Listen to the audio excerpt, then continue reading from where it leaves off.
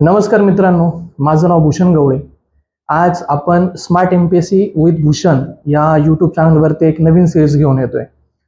मित्रांनो, सिरीजचं नाव आहे current affair. बऱ्यापैकी करंट अफेअरमध्ये एमपीएससीच्या परीक्षेमध्ये खूप सारे जे विद्यार्थी आहेत त्यांना करंट अफेअरमध्ये प्रॉब्लेम येतो. प्रॉब्लेम येण्याची मुख्यतः दोन कारण आहेत मित्रांनो, की नेमकं करंटमध्ये काय वाचलं पाहिजे, कुठून वाचलं पाहिजे आणि किती वाचलं पाहिजे. हे जे तीन प्रश्न आहेत, या तीन प्रश्नांमध्ये विद्यार्थी गोंधळलेला आपल्याला पाहायला मिळतो. आणि म्हणून मोजके या तीन प्रश्न आपण ट्रॅक करून याच्यावरती व्हिडिओ सिरीज चालवण्याचा आपण प्रयत्न करतोय. करंट अफेअरचा अभ्यास करताना आपण ऍटलिस्ट 4 वर्षांच्या क्वेश्चन पेपर पाहणं अपेक्षित आहे. म्हणजे जर आपण 2025 साठी प्रिपरेशन करत असू 2025 साठी जर आपण प्रिपरेशन करत असू तर आपल्याला किमान 2021 पासूनच्या क्वेश्चन पेपर पाहिला पाहिजे. त्यावरून आपल्याला अंदाज येतो की कोणते जे चॅप्टर आहेत किंवा कोणते पॉईंट्स असे आहेत की जे कंबाईनच्या पूर्व परीक्षेमध्ये, राज्यसेवा आणि इतरही पूर्व परीक्षेमध्ये कोणते जे महत्वाचे टॉपिक्स आहेत की जे आपण केले पाहिजे. नेमकं काय होतं, करंट अफेअरमध्ये तुमच्या पुस्तकामध्ये जो डेटा दिला जातो तो 100% दिला जातो आणि तुमच्या परीक्षेसाठी नेमका 35 ते 40% डेटा कामाचा असतो. म्हणजे 60% जो डेटा आहे तो हा आपल्या पुस्तकांमध्ये एक्स्ट्रा दिला जातो. आणि जर तुम्ही क्वेश्चन पेपर बारकाईने नाही पाहिल्या तर आपला नेमका प्रॉब्लेम होतो. आपल्याला सगळं महत्वाचं वाटायला लागतं, आपण सगळं वाचायला लागतो आणि नेमका हाच प्रॉब्लेम परीक्षेमध्ये होतो आणि आपल्याला त्याचे मार्क्स कमी येतात. रिव्हिजन तेवढं चांगलं होत नाही, ज्या कामाच्या गोष्टी आहेत त्या आपल्या पाठ होत नाही आणि म्हणून हा जो प्रॉब्लेम आहे हा सॉल्व्ह करण्याचा आपण प्रयत्न करतोय. खूप सारे विद्यार्थ्यांनी विचारले की नेमकं करंटमध्ये काय केलं पाहिजे, बरेच सारे फोन आले. तर मग मित्रांनो, करंटसाठी महाराष्ट्रामध्ये 2 चांगली पुस्तकं आहेत, इतरही चांगली पुस्तकं आहेत. पण एक परिक्रमा नावाचं मॅगझिन येतं जे की खूप चांगलं मॅगझिन आहे. महिन्याच्या महिन्याला आपण त्याच्यामधनं करंट अफेअर करू शकतो. आणि दुसरं येतं मित्रांनो सिम्प्लिफाईड. हे जे 2 पुस्तकं आहेत ते अख्ख्या महाराष्ट्रामध्ये हे 2 पुस्तकं वापरले जातात आणि नेमकं याच पुस्तकावरती आपण व्हिडिओ बनवतोय मित्रांनो. आता सध्या आपण ज्या परिक्रमा आहेत त्या परिक्रमा जानेवारी 2025 पासनं आपण डिसेंबर 2025 पर्यंतच्या ज्या परिक्रमा आहेत त्याची डायरेक्ट इथं पीपीटी लावली आहे, डायरेक्ट त्याचं स्कॅन केलंय आणि त्यातल्या ज्या महत्वाच्या गोष्टी आहेत त्या आपण इथं डिस्कस करण्याचा प्रयत्न करूया. यातल्या आता तुम्हाला काय करायचं, यातल्या सगळे व्हिडिओ तुम्हाला बारकाईने बघायच्या. ज्या महत्वाच्या गोष्टी असतील त्या तुम्ही अंडरलाईन करून त्याला रिवाइज केलं तरी चालतंय. पण मला वाटतं करंट हा नेहमी बदलणारा विषय आणि जर हा तुमच्या हाताखालून गेला म्हणजे ज्या कामाच्या गोष्टी असतील त्याच्या जर तुम्ही नोट्स लिहिल्या आणि मग त्या जर वारंवार रिवाइज केल्या तर मला वाटतं 15 प्रश्नांपैकी 11-12 प्रश्न बरोबर यायला काहीच हरकत नाहीये. तर या प्रकारे आपण ही सिरीज रन करू. आज आपल्याला सुरुवात करायची आहे जानेवारी 2025 पासून. ही जानेवारीची परिक्रमा आहे मित्रांनो. आता या परिक्रमाची तुम्हाला पीडीएफ कुठे मिळेल, तर पीडीएफ तुमच्याकडे, तुम्ही पीडीएफ घेण्यापेक्षा याची जर मार्केटमधनं ही परिक्रमा खरेदी केली आणि त्याच्यावरती अंडरलाईन करून नोट्स लिहिल्या तर हा बेटर वे आहे. आणि जर तुम्हाला याच्या हँडरिटन नोट्स पाहिजे असतील तर आपला टेलिग्राम चॅनल आहे मित्रांनो, तो जॉईन केला पाहिजे तुम्ही. टेलिग्रामचं नाव आहे आपलं स्मार्ट एमपीएससी विथ भूषण, हे आपल्या टेलिग्रामचं नाव आहे. याच्यावरती तुम्हाला हँड रिटन नोट्स याच्या 100% मिळून जातील. ह्या चॅनलवरती सायन्सच्या नोट्स असतील आणि इतरही विषयांच्या ज्या नोट्स आहेत त्याच्या हँड रिटन नोट्स आपण ह्या चॅनलवरती टाकतो. महत्वाचे अपडेट टाकतो. अपडेट मोस्टली आपण जास्त टाकत नाही, पण परीक्षेच्या दृष्टीने महत्वाचा जो कंटेंट आहे तो आपण ह्या चॅनलवरती टाकतो. तुम्ही हा चॅनल जॉईन करू शकता. व्हिडिओ आवडला असेल तर तुम्ही नक्कीच कमेंटमध्ये सांगितलं पाहिजे, व्हिडिओला लाईक केलं पाहिजे, शेअर केलं पाहिजे. तुमच्या आणखी जर काही माझ्यासाठी सजेशन असतील, लहान भाऊ मोठं भाऊ काही समजा सजेशन असतील माझ्यासाठी तर तुम्ही नक्कीच कमेंटमध्ये त्या कळवा. Thank you so much. आपण आता ह्या कंटेंटला सुरुवात करूया. जानेवारी 2025 मित्रांनो, त्यातली आपण सुरुवात करतोय राजकीयपासून. राजकीयमध्ये सगळ्यात महत्वाची बातमी येते मित्रांनो. पहिली बातमी आहे राजकीयमध्ये ती अशी, राजकीयमध्ये की प्रार्थना स्थळं जे आहेत, प्रार्थना स्थळाविरोधात नवे खटले दाखल करून न घेण्याचा सर्वोच्च न्यायालयाने निर्देश दिलाय. म्हणजे प्रार्थना स्थळांच्या रिलेटेड जे पण काही खटले असतील ते सध्यासाठी दाखल नाही करून घ्यायचे, दाखल करून घेऊ नका असं सुप्रीम कोर्ट म्हणतंय मित्रांनो. का बरं म्हणतंय? याच्यामागे एक महत्वाचं कारण आहे. प्लेसेस ऑफ वर्शिप ऍक्ट 1991 चा हा ऍक्ट आहे मित्रांनो. प्रार्थना स्थळ कायदा याला मराठीमध्ये म्हटलं जातं. इंग्लिशमध्ये त्याला म्हणतात प्लेसेस ऑफ वर्शिप ऍक्ट. हा जो ऍक्ट आहे हा 1991चा आहे आणि याच्या वैधते संबंधित याचिका दाखल झाली आणि जोपर्यंत ही याचिका निकाली निघत नाही तोपर्यंत सुप्रीम कोर्ट असं म्हणतंय की प्रार्थना स्थळांच्या विरोधात जे पण काही खटले असतील त्याच्या विरोधात ज्या पण काही केसेस असतील त्या दाखल करून घेऊ नये असं सुप्रीम कोर्टने निर्देश दिलेत. तर परीक्षेसाठी काय महत्वाचं आहे, तर परीक्षेसाठी हा ऍक्ट महत्वाचा मित्रांनो. विचारलं जाऊ शकतं की प्लेसेस ऑफ वर्शिप ऍक्ट हा कोणत्या सालाचा आहे. लक्षात ठेवायचं मित्रांनो 1991चा हा ऍक्ट आहे. डन. एक प्रश्न इथे जनरेट होऊ शकतो, तो प्रश्न आपल्याला कळायला पाहिजे. याच्यापेक्षा वेगळा प्रश्न इथे जनरेट होण्याची शक्यता फार कमी आहे. प्रार्थना स्थळ कायदा कोणत्या सालाचा आहे, 1991. ही जी फॅक्ट्स आहे ही तुम्हाला लक्षात ठेवावी लागणार. पुढचा मुद्दा मित्रांनो, हा एक महत्वाचा मुद्दा येतो की संसदेचं जे अधिवेशन आहे मित्रांनो ते दिल्लीला होतं आणि मोस्टली दिल्लीच्या बाहेर अधिवेशन घेण्याची मागणी करण्यासाठी ह्या व्यक्तींचं नाव आहे मित्रांनो मदिला गुरुमूर्ती. मदिला गुरुमूर्ती यांनी एक पत्र लिहिलंय नरेंद्र मोदी साहेबांना, पत्र लिहिली आणि या पत्रामध्ये त्यांनी असं नमूद केलंय मित्रांनो की संसदेची ऍटलिस्ट 2 जे सत्र आहेत हे दक्षिण भारतात व्हायला पाहिजे अशी मागणी पत्राद्वारे मदिला गुरुमूर्ती यांनी पंतप्रधान नरेंद्र मोदी साहेबांना केलेलं आपल्याला पाहायला मिळतं. मग तुम्हाला प्रश्न येईल की खालीलपैकी कोणी अशी मागणी केली की संसदेचे जे 2 सत्र आहेत हे ऍटलिस्ट दक्षिण भारतात व्हावे, याच्यासाठी मागणी करणाऱ्या व्यक्तीचं नाव काय, तर मागणी करणाऱ्या व्यक्तीचं नाव काय मित्रांनो, मदिला गुरुमूर्ती. नाव लक्षात ठेवायचं मित्रांनो, मदिला गुरुमूर्ती. त्याच्यानंतर एक महत्वाचा मुद्दा येतो पॉलिटीमध्ये, एक आर्टिकल आहे मित्रांनो, आर्टिकल 85 बघा, आर्टिकल 85. संसदेचे अधिवेशन बोलवणं, संसदेचे अधिवेशन स्थगित करणं याचा जो अधिकार मित्रांनो हा आर्टिकल 85 नुसार राष्ट्रपतींना मिळतो. हा आर्टिकल पॉलिटीच्या दृष्टीने फार महत्वाचा आहे. का, कोणत्या आर्टिकलद्वारे संसदेचे अधिवेशन बोलवले जातात, संसदेचे अधिवेशन स्थगित केले जातात, हे कोणत्या आर्टिकलनुसार हा अधिकार राष्ट्रपतींना मिळतो, आर्टिकल 85. मित्रांनो आर्टिकलच्या रिलेटेड एक फुल लेंथ व्हिडिओ मी युट्यूबला टाकलेला आहे, त्याची प्लेलिस्ट तुम्ही चेकआउट करा फ्री ऑफ कॉस्ट मध्ये. पूर्ण जवळपास 250 आर्टिकल मी 2 ते 2.5 तासांमध्ये पूर्ण छान पद्धतीने रिवाइज केले, त्याच्या नोट्स पण टेलिग्रामला टाकल्यात, तुम्ही ते जाऊन चेकआउट करा, सगळे आर्टिकल तुमचे पाठ होतील. तर हा जो अधिकार आहे मित्रांनो तो राष्ट्रपतींना आर्टिकल कोणत्या आर्टिकलने मिळतो, आर्टिकल 85 नुसार. तर ह्या 2 गोष्टी लक्षात ठेवायच्या की दिल्लीच्या बाहेर संसदेचे अधिवेशन घ्यावेत याच्यासाठी कोणत्या व्यक्तीने मागणी केली, तर त्या व्यक्तीचं नाव आहे मित्रांनो मदिला गुरुमूर्ती. आर्टिकल किती लक्षात ठेवलं संसदेच्या अधिवेशनासाठी, आर्टिकल 85. त्याच्यानंतर पुढचा न्यूज आहे मित्रांनो अलाहाबाद उच्च न्यायालय. अलाहाबाद उच्च न्यायालय कोणतं उच्च न्यायालय, अलाहाबाद उच्च न्यायालयाच्या न्यायमूर्तींच्या विरोधात महाभियोगाचा प्रयत्न केला मित्रांनो. तर तुम्हाला प्रश्न येईल खालीलपैकी सध्या कोणत्या हायकोर्टच्या न्यायमूर्तींच्या विरोधात महाभियोगाचा प्रयत्न केला, तर त्यावेळेस तुम्हाला उत्तर द्यायचं मित्रांनो अलाहाबाद. आता याच्याबद्दल नावं बाकीचे लक्षात ठेवणं अपेक्षित नाहीये, पण पॉलिटीच्या दृष्टीने 2 महत्वाचे आर्टिकल आहे, आर्टिकल 124(4) आणि आर्टिकल 218. सुप्रीम कोर्टवरती महाभियोग, सुप्रीम कोर्टच्या न्यायाधीशांवरती महाभियोग लावण्याचा जो अधिकार आहे तो आर्टिकल 124 नुसार मिळतो आणि हायकोर्टच्या न्यायमूर्तींवरती महाभियोग लावण्याचा जो अधिकार आहे तो आर्टिकल 218 ने पाहायला मिळतो. सुप्रीम कोर्टसाठी 124(4) आणि हायकोर्टसाठी 218. हे 2 आर्टिकल तुम्हाला या न्यूज मधनं मला वाटतं महत्वाचे आहेत, ते तुम्हाला माहित असणं अपेक्षित आहे. त्याच्यानंतर एक प्रश्न आणखी ह्या न्यूजवरनं जनरेट होतो का सुप्रीम कोर्टचे पहिले न्यायाधीश कोण की ज्यांच्या विरोधात पहिल्यांदा महाभियोगाचा प्रयत्न केला होता मित्रांनो, आणि त्या व्यक्तीचं नाव आहे न्यायमूर्ती व्ही रामास्वामी. आपल्यासाठी महत्वाचे होऊन जातात न्यायमूर्ती व्ही रामास्वामी. सुप्रीम कोर्टचे हे पहिले न्यायाधीश ज्यांच्या विरोधात महाभियोगाचा प्रयत्न केलेला आपल्याला सर्वात अगोदर पाहायला मिळतो. एवढंच बातमी लक्षात ठेवायची, लोकसभा वगैरे बाकीचं लक्षात ठेवण्याची गरज नाही. काही उच्च न्यायालयाचे न्यायाधीश मित्रांनो त्यांच्या विरोधात सुद्धा महाभियोगाचा प्रयत्न झाला. इथं प्रश्न जनरेट होणं थोडंसं अवघड आहे, पण पॉलिटीच्या दृष्टीने व्ही रामास्वामी आपल्याला लक्षात ठेवायला पाहिजे.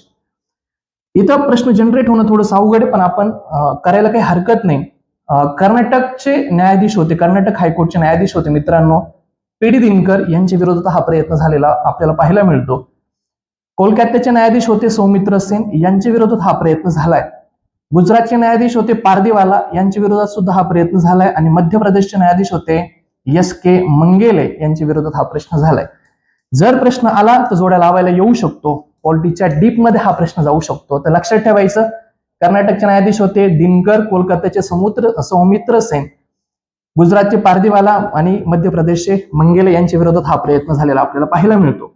2018 मध्ये सुप्रीम कोर्टचे न्यायाधीश होते मित्रांनो दीपक मिश्रा, ज्यांच्या विरोधात महाभियोगाचा ठराव आणण्याचा प्रयत्न केला गेला होता, पण तो यशस्वी झाला नाही. तर या अँगलनी पॉलिटीच्या दृष्टीने हा मुद्दा आपल्याला लक्षात ठेवायचा. 3-4 प्रश्न इथे जनरेट होतात. सध्या कोणत्या हायकोर्टच्या न्यायाधीशाविरोधात महाभियोगाचा प्रयत्न झाला? उत्तर द्यायचं अलाहाबाद. एक जोड्या लावायचा प्रश्न जनरेट होतो. आणि सुप्रीम कोर्टचे न्यायाधीश कोणते? जे पहिले, ज्यांचं नाव आहे रामास्वामी, ज्यांच्या विरोधात महाभियोगाचा प्रयत्न झालेला आपल्याला पाहायला मिळतो. डन. आणि एक महत्वाचं की आतापर्यंत भारतातील एकही न्यायाधीशाला महाभियोगाद्वारे पदावरून दूर करण्यात आलेलं नाही. एकही न्यायाधीश नाही मित्रांनो आतापर्यंत का ज्यांना महाभियोगाद्वारे पदावरून दूर करण्यात आलेलं आहे, असा एकही न्यायाधीश आपल्याला पाहायला मिळत नाही. पुढची बातमी मित्रांनो, राज्यसभा सभापती, तुम्हाला आर्टिकल माहित आहे, आर्टिकल 63, आर्टिकल 64, आर्टिकल 65 आणि आर्टिकल 69. तर आर्टिकल 63 मध्ये तरतूद केली उपराष्ट्रपतींची, उपराष्ट्रपती. आणि 64 आर्टिकल म्हणतो की जे उपराष्ट्रपती आहेत हे राज्यसभेचे पदसिद्ध सभापती असतील. आर्टिकल 65 म्हणतो का ज्यावेळेस राष्ट्रपती गैरहजर असतील त्यावेळेस उपराष्ट्रपती राष्ट्रपती म्हणून काम करतील. आणि आर्टिकल 69 नुसार उपराष्ट्रपती पदाची शपथ आपल्याला मेन्शन केलेली पाहायला मिळते. आर्टिकल 64 काय म्हणतो की उपराष्ट्रपती हे राज्यसभेचे सभापती असतील आणि राज्यसभा सभापतींच्या विरोधात अविश्वासाची ठरावाची नोटीस आणलीत मित्रांनो. राज्यसभेचे सभापती म्हणजेच भारताचे उपराष्ट्रपती यांच्या विरोधात अविश्वासाच्या ठरावाची नोटीस आणलीत. या नोटीस देण्यासाठी किमान 14 दिवसांचा पिरियड दिलेला आपल्याला पाहायला मिळतो. मग जर म्हटलं राज्यसभेचे सभापती म्हणजेच जगदीप धनखर यांच्या विरोधात पहिल्यांदा आपल्याला अविश्वासाच्या ठरावाची नोटीस आणलेली पाहायला मिळते. आणि भारताच्या संसदीय इतिहासामध्ये अशा प्रकारची पहिली कारवाई ठरली. याच्या अगोदर भारताचे उपराष्ट्रपती म्हणजेच राज्यसभेच्या सभापतींविरोधात आतापर्यंत अशी अविश्वासाच्या ठरावाची नोटीस आतापर्यंत आणलीच गेलेली नव्हती आणि ती पहिल्यांदा जगदीप धनकर यांच्या विरोधात आणलेली आपल्याला पाहायला मिळते. हा जो मुद्दा तो महत्वाचा आहे की पहिल्यांदा अविश्वासाची नोटीस आणलेली आपल्याला पाहायला मिळते राज्यसभेच्या सभापतींच्या विरोधात. लक्षात ठेवायची ही पहिली वेळ आहे भारताच्या इतिहासामध्ये की राज्यसभेच्या सभापतींच्या विरोधात ही नोटीस काढलेली आहे. तर मुद्दा लक्षात ठेवायचा. ठीक आहे. 14 दिवसांचा टाइम पिरियड याच्यासाठी देण्यात येतो.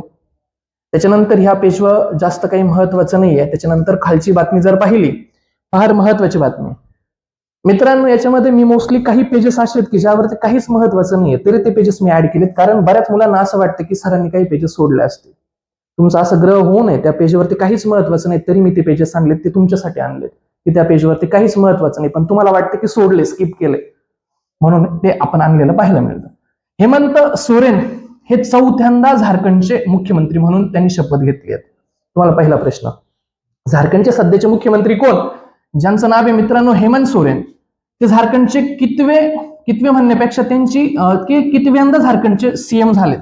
लक्षात ठेवायचं हा आकडा मित्रांनो की त्यांची ही 4थी टर्म आहे. चौथ्यांदा हेमंत सोरेन झारखंडचे मुख्यमंत्री म्हणून काम करतात. ते कोणत्या पक्षाचे आहेत मित्रांनो? झारखंड मुक्ती मोर्चाचे. त्या झारखंड मुक्ती मोर्चा हा जो पक्ष आहे त्या पक्षाचे आपल्याला हेमंत सोरेन असलेलं पाहायला मिळतं.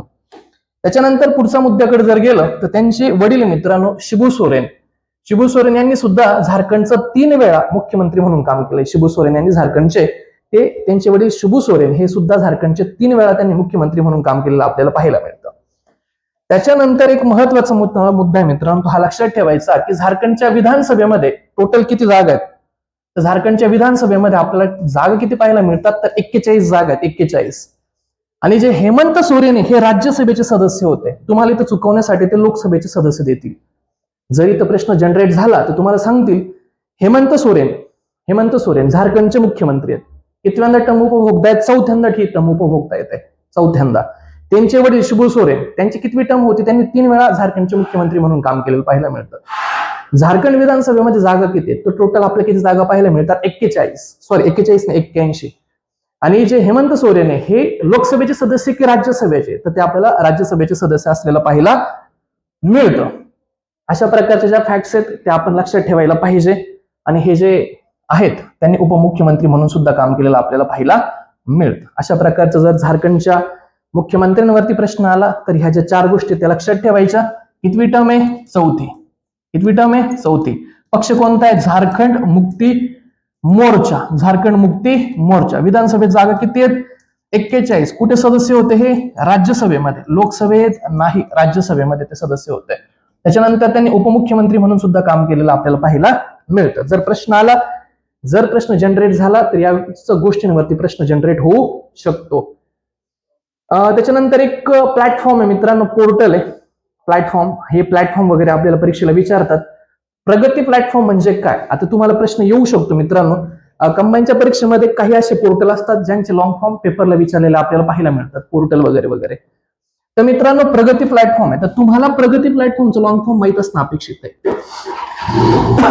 हा जो प्रगती प्लॅटफॉर्म आहे याची प्रशंसा केली. कोणी प्रशंसा केली? ऑक्सफर्ड युनिव्हर्सिटी जे आहेत त्याने प्रगती प्लॅटफॉर्मची प्रशंसा केली. तर प्रगती प्लॅटफॉर्म काय? तर ज्या पायाभूत सुविधांच्या विकासामध्ये परिवर्तन आणण्यासाठी प्रगती प्लॅटफॉर्मने खूप महत्वाचा रोल प्ले केलाय मित्रांनो. प्रगती प्लॅटफॉर्मचं असं ऑक्सफर्ड युनिव्हर्सिटीचं म्हणणं आहे की ज्या पायाभूत सुविधा आहेत त्या पायाभूत सुविधांच्या परिवर्तन आणण्यामध्ये हे जे प्रगती प्लॅटफॉर्म आहे, प्रगती प्लॅटफॉर्मने खूप महत्वाचा रोल प्ले केलाय. प्रगती प्लॅटफॉर्मचा लॉंग फॉर्म तुम्हाला परीक्षेमध्ये विचारला जाऊ शकतो. याला व्हेरी व्हेरी आयएमपी करून ठेवायचं. प्रश्न आला तर चुकला नाही पाहिजे. प्रगती म्हणजे काय? Proactive governance and timely implementation. प्रगतीचं लॉंग फॉर्म काय? Proactive governance and timely implementation. हा जो लॉंग फॉर्म आहे हा पाठ करून ठेवायचा. जर परीक्षेला विचारला तर प्रश्न चुकायला नको. डन. इथपर्यंतच्या गोष्टी तुम्हाला माहित पाहिजे. खालीलपैकी ऑक्सफर्डने कोणाचं कौतुक केलं? प्रगती प्लॅटफॉर्मचं. आणि प्रगती प्लॅटफॉर्म कशासाठी काम केलंय? पायाभूत सुविधांच्या विकासामध्ये या प्रगती प्लॅटफॉर्मने महत्वाचा रोल प्ले केलेला आपल्याला पाहायला मिळतो. लॉंग फॉर्म काय? Proactive governance and timely implementation. हा प्रगती प्लॅटफॉर्मचा आपल्याला लॉंग फॉर्म पाहायला मिळतो. पुढची न्यूज मित्रांनो, अप्स्पा ह्या कायद्याच्या रिलेटेड. पहिला प्रश्न, हा कायदा कधीचा आहे? 1958चा. हा कायदा कधीचा? 1958चा. अप्स्पा म्हणजे काय? Arm forces special power act. याचा लॉंग फॉर्म लक्षात ठेवा मित्रांनो. आणि हा कायदा कधीचा? लक्षात ठेवा 1958चा ऍक्ट ते arm forces special power act हा आपल्याला पाहायला मिळतो. हा जो याला लष्करी कायदा, सशस्त्र दल विशेष अधिकार कायदा याला असं देखील म्हटलं जातं. प्रश्न येऊ शकतो की सध्या हा मणिपूरमध्ये लावलेत मित्रांनो. तर प्रश्न येणार की हा खालीलपैकी कोणत्या राज्यांमध्ये सध्या लागू आहे किंवा केंद्रशासित प्रदेशांमध्ये लागू आहे? हा जर प्रश्न आला तर आपल्याला ते माहित असणं अपेक्षित आहे. हा जो अप्स्पा हा जो ऍक्ट आहे हा कोणकोणत्या राज्यांमध्ये लागू आहे याच्यासाठी एक ट्रिक लक्षात ठेवायची मित्रांनो. नामा J K. N for Nagaland, A for Assam, M for Manipur, A for Arunachal Pradesh आणि जे फॉर जम्मू काश्मीर. हे 4 राज्य आणि हा एक केंद्रशासित प्रदेश. अशा 4 राज्य आणि केंद्रशासित प्रदेशांमध्ये अप्स्पा हा जो ऍक्ट आहे आपल्याला पाहायला मिळतो. हा ऍक्ट लागू असलेला आहे या 4 राज्य आणि केंद्रशासित प्रदेशामध्ये. आणि हा ऍक्ट कधीचा आहे? ते 1958चा आहे. सध्या विचारतील खालीलपैकी कोणत्या राज्यामध्ये नुकताच अप्स्पा हा जो ऍक्ट हा लावलाय? तर उत्तर द्यायचं मित्रांनो मणिपूर. आणि कोणकोणत्या राज्यांमध्ये? मणिपूर, नागालँड, आसाम, अरुणाचल प्रदेश आणि जम्मू काश्मीर. तर मणिपूर सध्या मणिपूरमध्ये लावला येतो. हे बिट्स जे आहे ती तुम्हाला लक्षात ठेवायची आहे. पुढचा प्रश्न मित्रांनो, सराय काले खान चौक हा दिल्ली मधला चौक आहे मित्रांनो. सराय काले खान चौक याचं नामकरण सध्या भगवान बिरसा मुंडा चौक केले. प्रश्न येईल खालीलपैकी कोणत्या चौकाचं नामकरण भगवान बिरसा मुंडा चौक असं केले? उत्तर द्यायचं मित्रांनो दिल्ली मधला सराय काले खान चौकाचं नामकरण सध्या बिरसा मुंडा चौक केलेला आपल्याला पाहायला मिळतं. एक छोटी बिट्स आहे, जर पेपरला आली तर ती चुकवायची नाही. महत्वाचं, याला व्हेरी व्हेरी आयएमपी करा. प्रेडिक्शन हा प्रश्न येऊ शकतो. ओपी जिंदाल विद्यापीठ आहे मित्रांनो. ओपी जिंदाल विद्यापीठ हे भारतातलं पहिलं संविधान संग्रहालय आहे. ओपी जिंदाल विद्यापीठामध्ये भारतातलं पहिलं संविधान संग्रहालयाचं उद्घाटन केले. प्रश्न असा येईल की खालीलपैकी कोणत्या विद्यापीठामध्ये भारतातल्या पहिल्या संविधान संग्रहालयाचं उद्घाटन केले? उत्तर द्यायचं मित्रांनो ओपी जिंदाल. आणि हे जे ओपी जिंदाल विद्यापीठ आहे ते कोणत्या राज्यामध्ये? हरियाणा या राज्यामध्ये आपल्याला पाहायला मिळतं. कशासाठी हे केलं? तर जनतेचं संविधानाबद्दलची जी समज आहे ती समज वाढवण्यासाठी ओपी जिंदाल विद्यापीठामध्ये भारतातलं पहिलं संविधान संग्रहालयाचं उद्घाटन झालंय. Very very important. यावरती पेपरला प्रश्न येऊ शकतो. आणि जर पेपरला प्रश्न आला तर तुम्हाला माहित आहे की चुकवायचा नाही. असे प्रश्न जर चुकले तर आपण मेरिटच्या बाहेर जातो. प्रश्न कोणता आहे? ओपी जिंदाल विद्यापीठ. डन. ठीक आहे. विद्यापीठाचं नाव काय मित्रांनो? ओपी जिंदाल विद्यापीठ. ओपी जिंदाल विद्यापीठ. पुढची बातमी मित्रांनो, ओपी जिंदाल विद्यापीठ झाल्यानंतर हा करीमजंग हा जो जिल्हा आहे हा आसाम मधला करीमजंग नावाचा जिल्हा आहे मित्रांनो, ज्याचं नाव सध्या नामांतर झालंय श्रीभूमी. तर कोणत्या जिल्ह्याचं नामांतरण श्रीभूमी झाली? तर करीमजंग जिल्हा जो आहे आसाम मधला त्याचं नामकरण आपल्याला श्रीभूमी झालेलं पाहायला मिळतं. त्याच्यानंतर ह्या पेजवरती एक महत्वाची बातमी आहे. परत मला वाटतं की हा प्रश्न फार महत्वाचा आहे. असं वाटत नाही प्रश्न येईल, पण मला असं वाटतं की यावरती प्रश्न जनरेट होऊ शकतो. बघू कोणता प्रश्न आहे ह्या पेजवरती. ओके. हमारा संविधान हमारा स्वाभिमान मोहीम आहे मित्रांनो. हमारा संविधान हमारा स्वाभिमान. मुळात अगोदर हे समजून घ्या की प्रश्न काय येऊ शकतो. संविधानाचे रचनाकार जे आहेत त्यांचं योगदान साजरं करणं आणि संविधानाच्या मूलभूत मूल्यांचा देशभर प्रचार करणं यासाठी खालीलपैकी कोणती मोहीम चालू केली होती, या प्रकारचा प्रश्न जनरेट होऊ शकतो. संविधानाच्या रचनेमध्ये रचनाकारांचं जे योगदान आहे आणि त्याचबरोबर जे मूलभूत मूल्य आहे त्याचा देशभर प्रचार करायचा याच्यासाठी आपण एक मोहीम चालू केली आहे, हमारा संविधान हमारा स्वाभिमान मोहीम. तर हे लक्षात ठेवायचं. त्यासाठी कोणती मोहीम चालू केली आहे? हमारा संविधान हमारा स्वाभिमान मोहीम. 1950 नंतर प्रथमच संविधान दिवस साजरा केलाय. कुठे साजरा केलाय? जम्मू काश्मीरमध्ये. कधी साजरा केलाय? 1950 नंतर. बघा 1950 नंतर त्याला वरती घेतलं तर 1950 नंतर जम्मू काश्मीरमध्ये प्रथमच संविधान दिन साजरा केला. तुम्हाला प्रश्न विचारतील 1950 सालानंतर प्रथमच संविधान दिन खालीलपैकी कोणत्या राज्यामध्ये किंवा केंद्रशासित प्रदेशामध्ये साजरा केलाय? त्याचं उत्तर द्यायचं मित्रांनो, जम्मू काश्मीर या केंद्रशासित प्रदेशामध्ये. परत एकदा हा प्रेडिक्शनचा मुद्दा आहे, हा पेपरला येऊ शकतो. मला असं वाटतं की हा प्रश्न फार महत्वाचा आहे. सुंदर प्रश्न इथं तयार होतो, हा पेपरला यायला पाहिजे. भारतीय संविधानाच्या संस्कृत आणि मैथिली भाषांतराचं अनावरण केलंय. म्हणजे भारतीय जे संविधान आहे त्याचं आपल्याला आता भाषांतर संस्कृत लँग्वेजमध्ये आणि मैथिली लँग्वेजमध्ये आपल्याला पाहायला मिळतं. तुम्हाला प्रश्न येईल, नुकतंच भारताच्या संविधानाचं खालीलपैकी कोणत्या 2 भाषांमध्ये भाषांतर झालेलं आपल्याला पाहायला मिळतं? तर उत्तर द्यायचं मित्रांनो, एक संस्कृत आणि दुसरं मैथिली. याच्यासाठी स आणि मै असं ट्रिक लक्षात ठेवायची. समई, स संस्कृत आणि म मैथिली. भाषांसाठी आपल्या भारतीय राज्यघटनेमध्ये कितवी अनुसूची मित्रांनो? 8. आता सध्या किती टोटल भाषेत? 22. मूळ घटनेमध्ये किती भाषा होत्या? 14. याच्यासाठी किती घटना दुरुस्ती आहेत? 3, 21, 71 आणि 92. तुम्हाला इन डिटेल जर समजून घ्यायचं असेल तर मी याच्यासाठी एकदम सुंदर आणि इन डिटेल व्हिडिओ टाकलाय मित्रांनो. अनुसूच्यांचा पण व्हिडिओ टाकलाय, भाषांचा घटना दुरुस्त्यांचा पण व्हिडिओ टाकला. तुम्ही जा फ्रीमध्ये त्याची प्लेलिस्ट चेकआउट करा. माझ्या चॅनलला जाऊन पॉलिटीमध्ये युट्यूबला चेक करा, व्हिडिओ अपलोड केला एकदम छान डिटेलमध्ये. नोट्स तुम्हाला टेलिग्रामला मिळतील, डाउनलोड तुम्ही करू शकता. प्रश्न महत्वाचा आहे, या प्रश्नाला तुम्ही IMP करून ठेवायला पाहिजे. किती भाषा आपल्याला पाहायला मिळतात? 2 भाषांमध्ये, संस्कृत आणि मैथिली भाषामध्ये भारताच्या संविधानाच्या आपल्याला आवृत्ती येताना आपल्याला पाहायला मिळतं. अशा प्रकारे जे राजकीय मित्रांनो, त्या राजकीयामधल्या महत्वाच्या ज्या घडामोडी आहेत त्या आपण कंप्लीट केला. मला वाटतं तितक्या घडामोडी महत्वाच्या आहेत. याच्या पलीकडे तुम्हाला वाटत असेल तर तुम्ही ते वाचू शकतात. मला ज्या महत्वाच्या वाटल्या त्या घडामोडी मी तुम्हाला पिकअप करून दिल्यात. आता पुढच्या मुद्द्याकडे जातो मित्रांनो. जागतिकमध्ये जी पहिली बातमी आहे ती मोस्ट इम्पॉर्टंट आहे मित्रांनो, महत्वाची, फार महत्वाची. 19वी G20 शिखर परिषद. आधी ऐकून घ्या. G20 हा विशिष्ट देशांचा गट आहे. G20 ज्याचा सदस्य भारत याचा सदस्य आहे. याची 18वी, 19वी आणि 20वी परिषद लक्षात ठेवायची.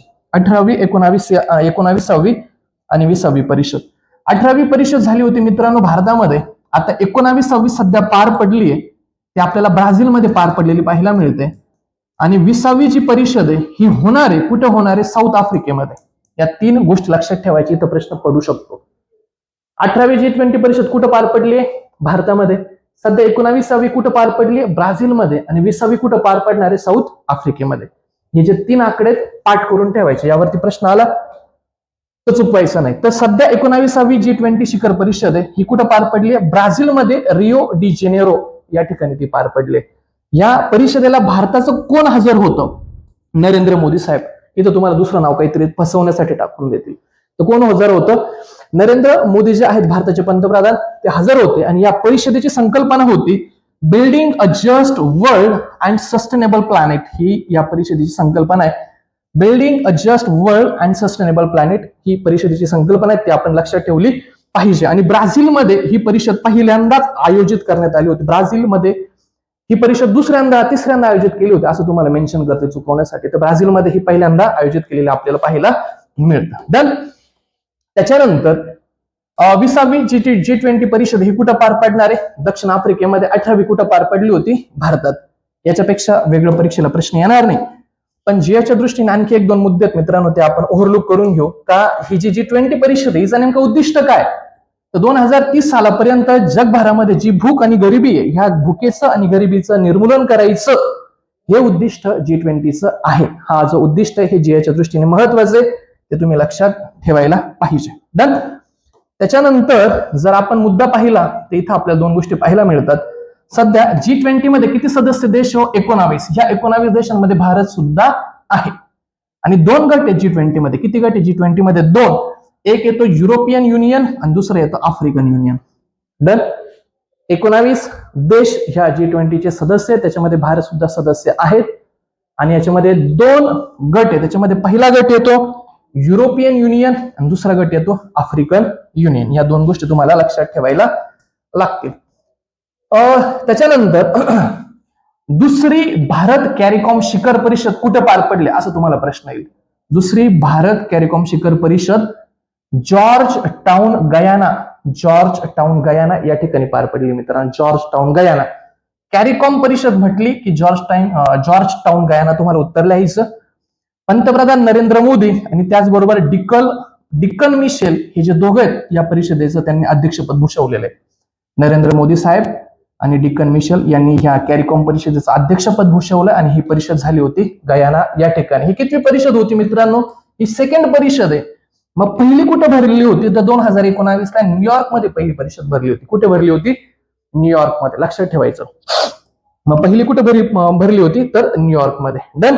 त्याच्यानंतर इथे एक महत्वाची एक न्यूज येते बघा. एडीएमएम. आता याचा लॉंग फॉर्म काय? A for Asian defence minister meeting. Asian defence minister meeting ही आशियन डिफेन्स मिनिस्टर मीटिंग कुठं पार पडली आहे? तर तुम्हाला लक्षात ठेवायचं मित्रांनो, लाओ पीडीआर देशातील व्हिएन्टिन या ठिकाणी आशियन डिफेन्स मिनिस्टर मीटिंग पार पडली आहे. आणि याच्यामध्ये भारताचे राजनाथ सिंह हजर होते. कोण हजर होतं? Rajnath Singh. Asian defence minister meeting कुठं पार पडली? लाओ पीडीआर देशामध्ये व्हिएन्टिन या ठिकाणी आपल्याला ती पार पडलेली पाहायला मिळते. तर बातमी आली तर तुम्हाला ते लक्षात ठेवायला लागल. त्याच्यानंतर पुढचा मुद्दा याच्यामध्ये या पेजवरती येतो तो हा. याला IMP करा. Very very IMP. प्रेडिक्शन मित्रांनो, हा प्रश्न पेपरला येऊ शकतो. Very very IMP. ICA global cooperative conference, international global cooperative conference 2024. ICA म्हणजे ग्लोबल कोऑपरेटिव्ह कॉन्फरन्स, ज्याला मराठीमध्ये म्हटलं जातं जागतिक सहकार परिषद 2024. आता परीक्षेच्या दृष्टीने प्रश्न काय येऊ शकतो बघा. जागतिक सहकार परिषद 2024 कुठं पार पडली? सहकार परिषद आहे मित्रांनो आणि 2024 चे. आणि महत्वाचं म्हणजे ते दिल्लीमध्ये पार पडले, हे जास्त महत्वाचं आहे. डन का? आणि त्याच्यानंतर दुसरा प्रश्न असेल का 2025 हे संयुक्त राष्ट्राचं आंतरराष्ट्रीय सहकार वर्ष. दोन प्रश्न लक्षात ठेवायचे मित्रांनो. एक वर्ष विचारलं, सहकार वर्ष विचारलं तर उत्तर आलं पाहिजे 2025. आणि सहकार परिषद कधीची? 2024 ची. आणि ती कुठं पार पडली? दिल्लीमध्ये. महत्वाचं, फार महत्वाचं. सहकार वर्ष 2025 आणि सहकार परिषद कधी पार पडली? 2024 ला. आणि कुठे पार पडली? दिल्लीमध्ये.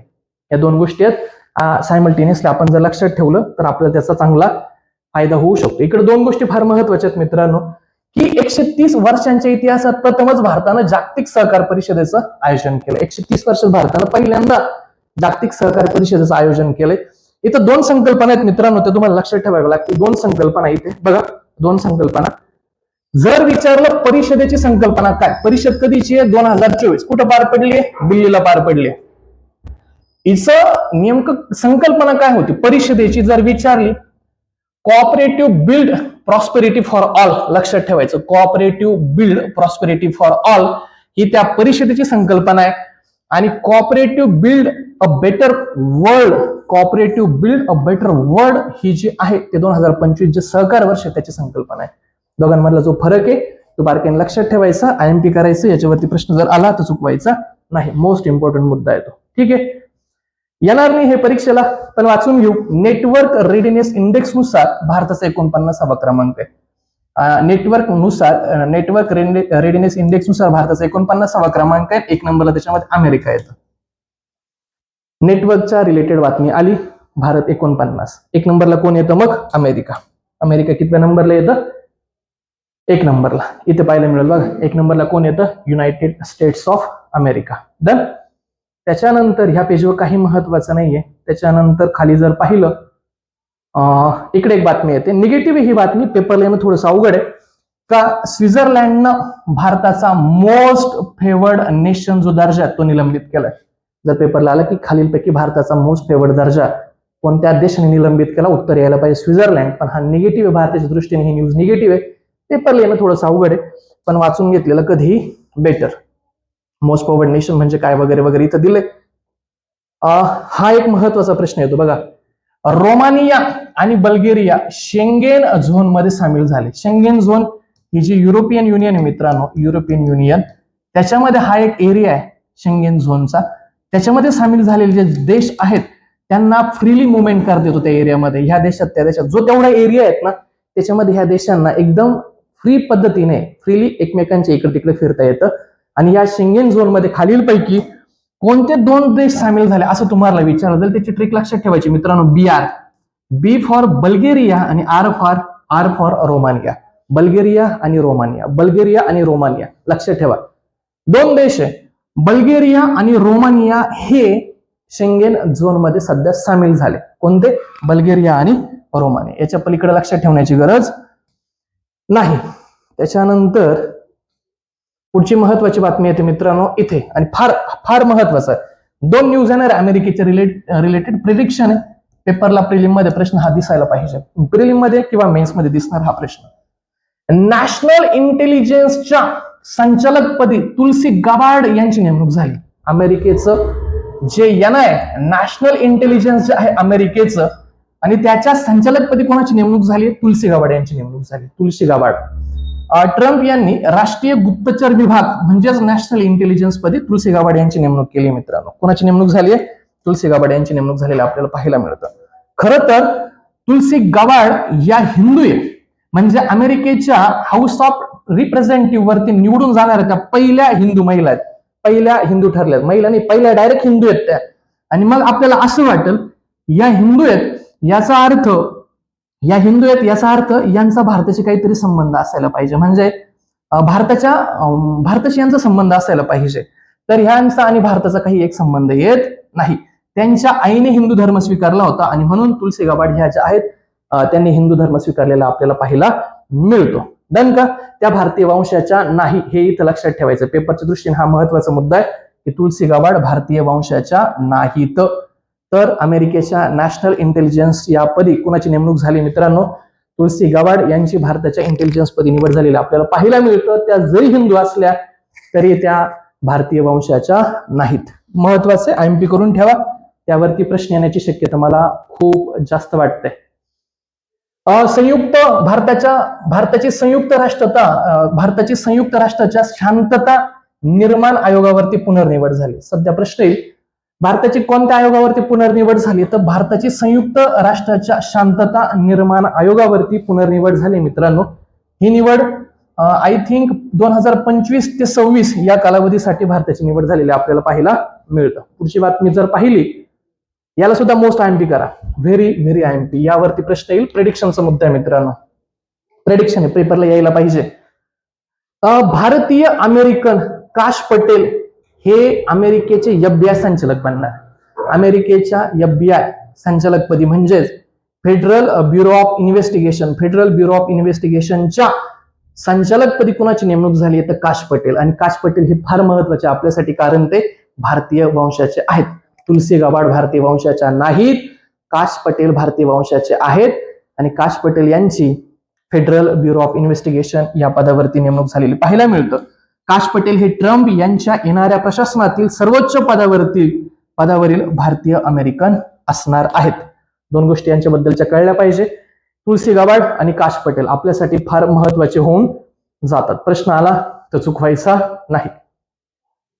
संयुक्त राष्ट्राच्या अंमली पदार्थ आयोगाच्या 68व्या सत्राच्या अध्यक्षपदी भारतानं नेमणूक झाली आहे.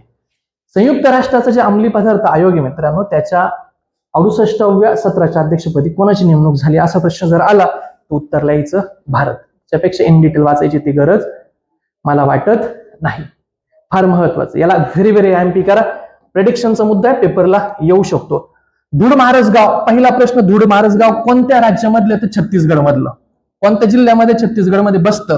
गंमत अशी मित्रांनो, UNWTO म्हणजेच United Nations tourism for rural development programme हा युनायटेड नेशनचा प्रोग्राम आहे, ज्याच्या अंतर्गत बेस्ट टुरिझम विलेज अपग्रेड प्रोग्रामसाठी काही गावांची निवड केली आहे आणि त्या गावांच्या निवडीमध्ये भारताचं छत्तीसगड जिल्ह्यातलं धुडमारस जे गाव आहे याची सिलेक्शन झालंय. तर तुम्हाला विचारतील युनायटेड नेशनच्या best tourism village upgrade program मध्ये भारताच्या कोणत्या जिल्ह्यातल्या किंवा कोणत्या राज्याच्या गावाची नेमणूक झाली? तर छत्तीसगड मधल्या धुडमारस जे गाव आहे या गावाचं याच्यासाठी सिलेक्शन झालेलं आपल्याला पाहायला मिळतं. व्हेरी व्हेरी इम्पॉर्टंट बातमी ही, खूप महत्वाची, तिला IMP करून ठेवलं पाहिजे, त्याची वारंवार रिव्हिजन केली पाहिजे. बघा, जागतिक मृदा परिषद 2024 कुठं पडली? पार नवी दिल्ली. वन लाईनर प्रश्न येणार, आला तर सांगून द्यायचा. याची संकल्पना विचारायला नाही पाहिजे, येणार नाही, इथं सांगून देतो. Caring soil beyond food security, climate change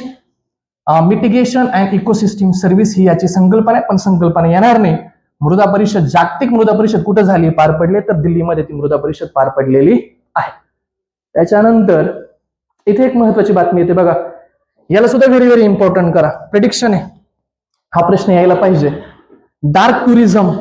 काय झालं? युक्रेनचं युद्ध झालं, युक्रेनमध्ये युद्ध झालं आणि या युद्धामध्ये प्रचंड हानी झाली. युक्रेनच्या युद्धामध्ये प्रचंड हानी झाली, प्रचंड युद्धाचे परिणाम निगेटिव्ह झाले आणि बाहेरचे जे देश आहेत त्यांना त्याच्यामध्ये क्युरिओसिटी वाटायला लागली मित्रांनो. क्युरिओसिटी की युक्रेनचे हाल कसे झाले, युद्धानंतरचे इम्पॅक्ट युक्रेनवरती कसे झाले, त्याच्यासाठी बाहेरची लोक जे आहेत, परदेशी लोक, परदेशी नागरिक युक्रेनमध्ये यायला लागले आणि मग ही जी कन्सेप्ट ही डेव्हलप झाली आणि या पर्यटनाला त्यांनी नाव दिलंय मित्रांनो डार्क टुरिझम. याला आणखी दोन नाव आहेत, हे दोन नावं पण तुम्ही लक्षात ठेवा. जर ते दोन नावं परीक्षेला आले तर ते तुम्हाला जमलं पाहिजे.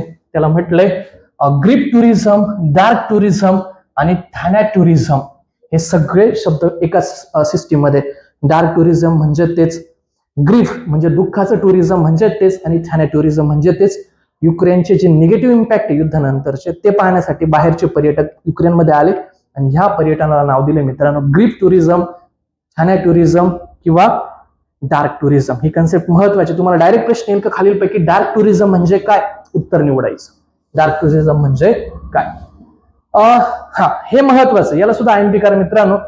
की युकेने एक बिल पास केलंय मित्रांनो की जे असे काही लोक असतात की जे गंभीर आजाराने ग्रस्त आहेत, तर त्यांना इच्छा मरणासाठी ते अपील करू शकतात आणि याचं जे विधेयक आहे ते कोणत्या देशाने मांडलंय मित्रांनो? तर ते मांडले युकेने. ब्रिटनने ते विधेयक मांडलेलं आपल्याला पाहायला मिळतं. गंभीर आजारी रुग्णांसाठी युकेचे सहाय्यक मृत्यू विधेयक आहे. तर सहाय्यक गंभीर आजारांसाठी मृत्यू विधेयक मांडणारा देश कोण? उत्तर येतं युके. सरळ सरळ वन लाईनर प्रश्न येऊ शकतो, तुम्हाला त्याचं उत्तर लिहिता आलं पाहिजे. भारताचे CBI संचालक कोण आहे सध्या? प्रवीण सूद. प्रवीण सूद हे नाव तुम्हाला लक्षात ठेवायचं CBI साठी, प्रवीण सूद. इथे एक बातमी आहे त्याच्या रिलेटेड म्हणून ती बातमी तिथं लिहिली आहे की इंटरपोलचे नवीन महासचिव म्हणून कोणाची नेमणूक झाली? तर वाल्देसी उर्किझा यांची इंटरपोलचे नवीन महासचिव म्हणून नेमणूक झाली. इंटरपोलचे महासचिव म्हणून कोणाची नेमणूक झाली? वाल्देसी उर्किझा. नाव विसरायचं नाही, वाल्देसी उर्किझा. सर्वात वेगाने वाढणारी G20 अर्थव्यवस्थामध्ये कोणता देश आहे? तर ह्या G20चा जो ग्रुप आहे त्याच्यामध्ये सर्वात वेगाने वाढणारी अर्थव्यवस्था म्हणून भारताची निवड झाली मित्रांनो. आणि आता आपण पाहिलं की 19वी G20 परिषद ब्राझीलमध्ये पार पडतीये, 20वी साऊथ आफ्रिकामध्ये होणार आहे आणि 18वी कुठे पार पडली? भारतामध्ये. मोस्ट इम्पॉर्टंट आहे, तुम्हाला ते माहित असणं अपेक्षित आहे. पुढच्या स्लाइड वरती महत्वाचा मुद्दा येतो. बघा, इराकची 40 नाही, गरज नाहीये त्याची, इराकच्या बद्दलची गरज नाहीये. पुढचा मुद्दा आहे बघा या पेजवरती. ओके, ISA मोस्ट इम्पॉर्टंट हा सुद्धा, याला IMP करून ठेवा, यावरती प्रश्न येऊ शकतो, कारण याच्या अगोदर याच्यावरती प्रश्न आला. आंतरराष्ट्रीय सौर आघाडी, इंटरनॅशनल सोलर अलायन्स, ISA. तर ह्या ISA मध्ये आंतरराष्ट्रीय सौर आघाडीमध्ये 104वा देश म्हणून कोणाची निवड झाली तर आर्मेनिया. 104वा कोण आहे? आर्मेनिया. आणि मग प्रश्न हा पण येऊ शकतो 100वा कोण होता तर पॅराग्वे. या 2 बिट्स लक्षात ठेवायचा. इंटरनॅशनल सोलर अलायन्स मध्ये 100वा देश कोणता? पॅराग्वे. आणि 104वा म्हणून कोणाची निवड झाली आहे तर आर्मेनिया. मित्रांनो 2005 मध्ये सौर ऊर्जेला प्रोत्साहन देण्यासाठी भारत आणि फ्रान्सने 2005 मध्ये हा जो इंटरनॅशनल सोलर अलायन्स आहे याची स्थापना केलेली आहे. 2015 मध्ये भारत आणि फ्रान्सने 2015 मध्ये याची स्थापना हरियाणामध्ये केलेली आपल्याला पाहायला मिळतं. कुठे स्थापना झाली याची? हरियाणा. बाकीचे मुद्दे परीक्षेला येण्यासारखे नाहीयेत. इथे एक महत्वाचा मुद्दा येतो बघा, यामांडू ओरसी उरुग्वेचे नवे आधुनिक अध्यक्ष. यामांडू ओरसी कोणत्या देशाचे अध्यक्ष आहेत मित्रांनो? उरुग्वे. ओ नंतर यू येतो बघा अल्फाबेटमध्ये, OU असं लक्षात ठेवायचं. OU म्हणजे काय? यामांडू ओरसी. ओरसी कुठले अध्यक्ष आहे मित्रांनो? उरुग्वेचे. ओरसी कुठले अध्यक्ष आहेत? उरुग्वेचे. या पद्धतीने आपण ते लक्षात ठेवू शकतो. त्याच्यानंतर आंतरराष्ट्रीय गीता महोत्सव, इंटरनॅशनल आंतरराष्ट्रीय जो गीता महोत्सव हा कुठं पार पडलाय? हरियाणामध्ये पार पडलाय. हरियाणामध्ये पार पडलाय. पुढची बातमी परत एकदा फार महत्वाची, IMP करून ठेवा. 16 वर्षाखालील जे बालक आहेत, 16 वर्षाखालीचे बालक आहेत त्यांना सोशल मीडिया वापरावरती बंदी घालणारा देश कोण? उत्तर लिहायचं मित्रांनो, ऑस्ट्रेलिया. ऑस्ट्रेलियाने 16 वर्षाखालचे जे बालक आहेत त्यांच्या सोशल मीडिया वापरावरती बंदी घातलेली आहे मित्रांनो. बंदी घालणारा देश कोणता आहे? कोणता देश आहे बंदी घालणारा? ऑस्ट्रेलिया. महत्वाचा मुद्दा आहे बघा, जागतिक सागरी तंत्रज्ञान परिषद, जागतिक सागरी तंत्रज्ञान परिषद कुठं पार पडली? चेन्नईमध्ये. त्याची संकल्पना येणार नाही. वर्ल्ड मॅरीटाईम टेक्नॉलॉजी कॉन्फरन्स, जागतिक सागरी तंत्रज्ञान परिषदेची 2000 सालची जी आवृत्ती आहे या ठिकाणी आपल्याला पार पडलेली पाहायला मिळते. उत्तर लिहायचं मित्रांनो त्याची चेन्नई. हे एक महत्वाचं येतं बघा, छान आहे. नेतुम्बो नंदी नदैतवाह नामिबियाच्या पहिल्या महिला राष्ट्राध्यक्ष. नामिबियाच्या पहिल्या महिला राष्ट्राध्यक्ष, त्या पहिल्या महिला आहेत ना, म्हणून ही बातमी महत्वाची होऊन जाते. नामिबियाच्या पहिल्या महिला राष्ट्राध्यक्ष म्हणून नेतुम्बो नंदी नदैतवाह यांची नेमणूक झाली. आणि सगळीकडे न आहे बघा, म्हणून हे पाठ करायला पण सोपं आहे.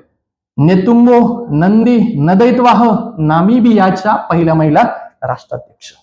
पुढची बातमी मित्रांनो महत्वाचं हे सुद्धा बघा, नेब्रास्काद्वारे 6 डिसेंबर जागतिक 6 डिसेंबर हा दिवस महात्मा गांधी स्मृती दिन म्हणून घोषित केला मित्रांनो. 6 डिसेंबर हा दिवस महात्मा गांधी स्मृती दिन म्हणून घोषित खालीलपैकी कोणी घोषित केला? ते उत्तर द्यायचं मित्रांनो, नेब्रास्का. उत्तर काय आलं पाहिजे? नेब्रास्का. हे नेब्रास्का कुठे येतं? अमेरिकेमधलं एक स्टेट आहे मित्रांनो, कॅपिटल आहे नेब्रास्का. आणि नेब्रास्काने 6 डिसेंबर हा दिवस महात्मा गांधी स्मृती दिन म्हणून साजरा केलेला आपल्याला पाहायला मिळतो. पुढची बातमी येते, अमेरिकेत नागरी हक्कांसाठी सहाय्यक अटर्नी जनरल म्हणून हरमीत धिल्लन यांची नेमणूक झाली.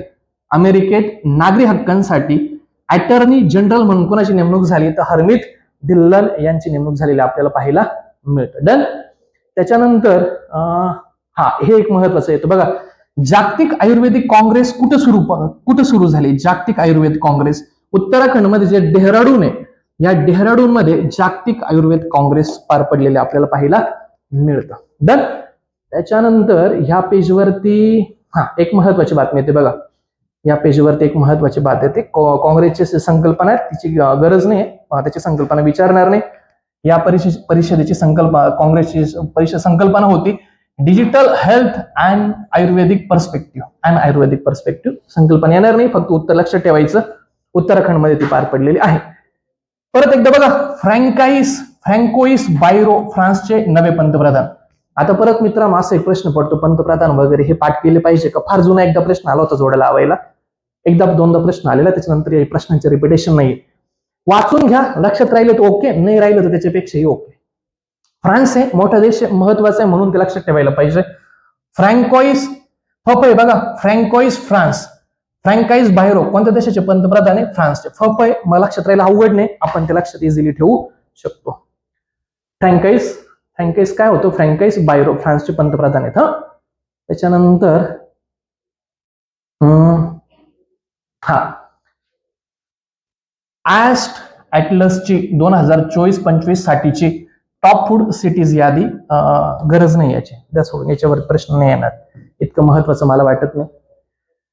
मित्रांनो, आपण आता राजकीय कंप्लीट केलं, जागतिक कंप्लीट केलं, आपण पुढच्या मुद्द्यावरती शिफ्ट झालोय. पुढचा मुद्दा येतो मित्रांनो महाराष्ट्राच्या रिलेटेड. त्यातली पहिली जी बातमी आहे याला व्हेरी व्हेरी आयएमपी करा. प्रेडिक्शनचा मुद्दा, पेपरला प्रश्न येऊ शकतो. Very very important. बघा काय की देवेंद्र फडणवीसांची तिसऱ्यांदा राज्याचे मुख्यमंत्री म्हणून त्यांची नेमणूक झाली.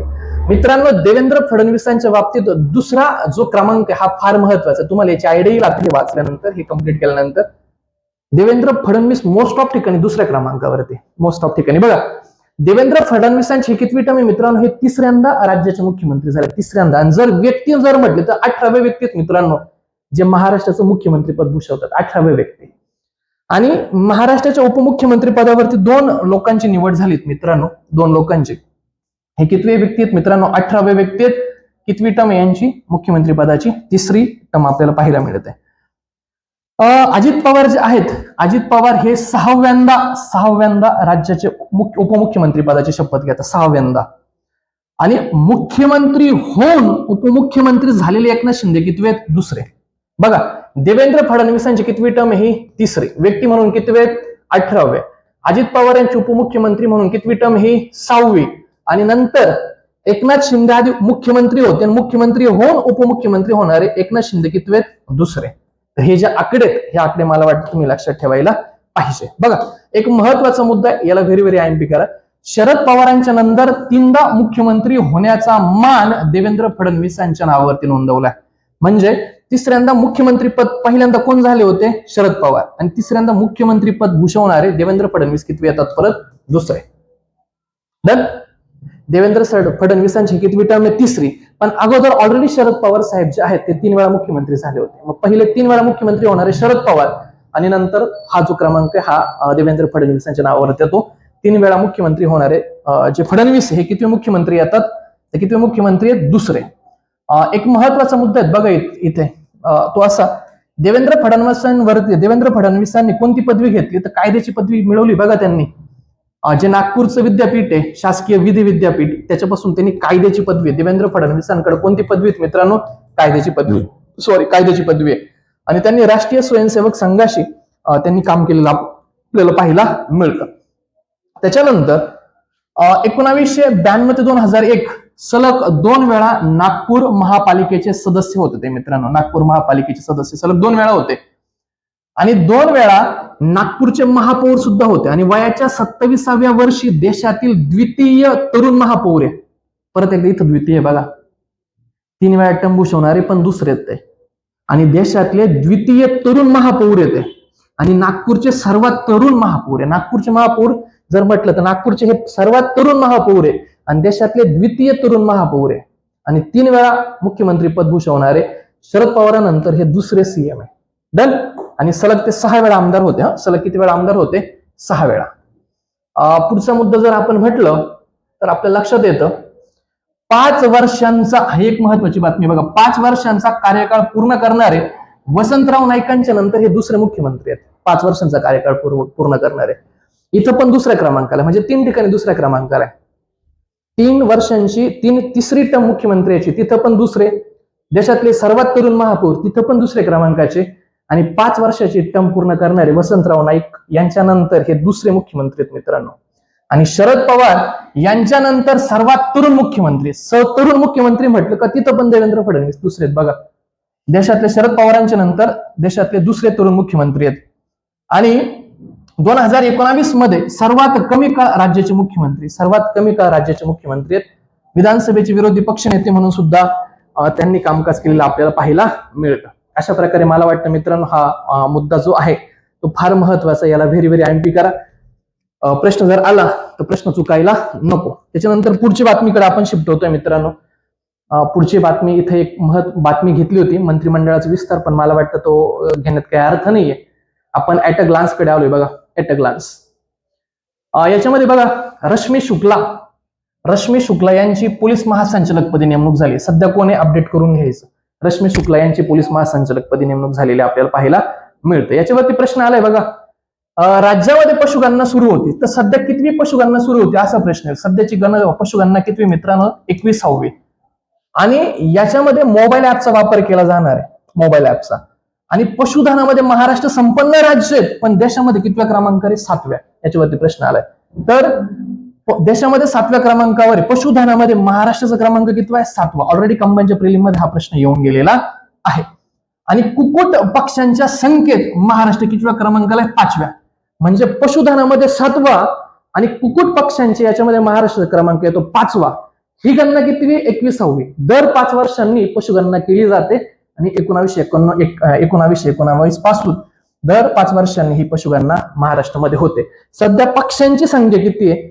तर या पशूंची संख्या किती? तर 3,30,80,000 पशुधन आपल्याला महाराष्ट्रात पाहायला मिळतं. ऍटलीस्ट एवढं लक्षात ठेवा की 3.5 कोटीच्या आसपास महाराष्ट्रामध्ये पशुधन आपल्याला पाहायला मिळते. याला IMP करा, याच्यावरती प्रश्न येऊ शकतो. पशुधनामध्ये 7वा, कुक्कुट पक्ष्यांमध्ये महाराष्ट्राचा क्रमांक 5वा. कितवी गणना आहे ही? 21वी. कधीपासून होते? 2019 पासून. आणि पक्ष्यांची संख्या किती आहे? पशूंची संख्या किती आहे? 3,30,00,000 आसपास. 3,30,00,000. आणि इथे एक बातमी बघा, MMR